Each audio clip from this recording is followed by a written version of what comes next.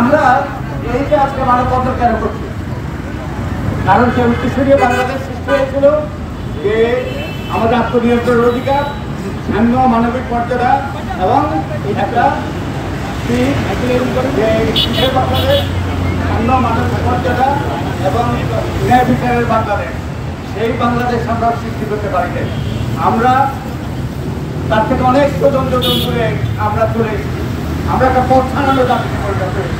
আবার একটা সুযোগ সৃষ্টি হয়েছিল 90 সালে, 90 গণ আন্দোলনের মাধ্যমে, এবং সেখানে যে 300 রূপরেখার প্রয়োগ হয়েছিল তাও একটা নূতন যাত্রার সূচনা করতে পারত, সেটাও চিন্তায় হয়ে গিয়েছে।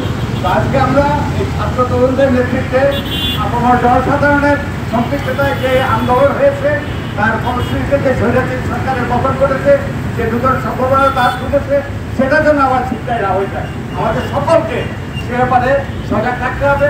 আমরা যে যেখানে আছি সেখান থেকে সরকার যাতে সফল হয় তা নিশ্চিত করতে হবে। এই সরকারের ব্যর্থতা মানে আমাদের সকলের ব্যর্থতা।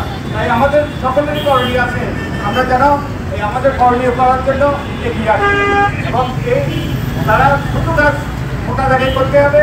যে যারা অন্যায় করেছে, অপরাধ করেছে, মানবতা বিরোধী অপরাধ করেছে, দুর্নীতি করেছে, মানুষের অধিকার গ্রহণ করেছে, ভোটাধিকার হরণ করেছে, তাদেরকে প্রকাশ করে।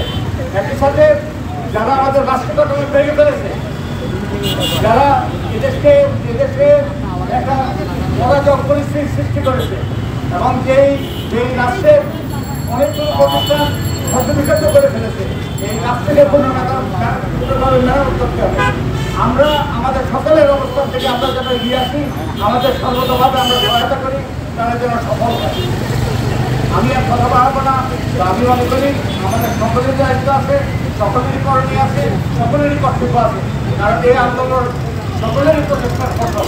তাই আমাদের সকলকে এই দায়িত্ব নিতে হবে, সকলকে আমাদের করণীয় করতে হবে।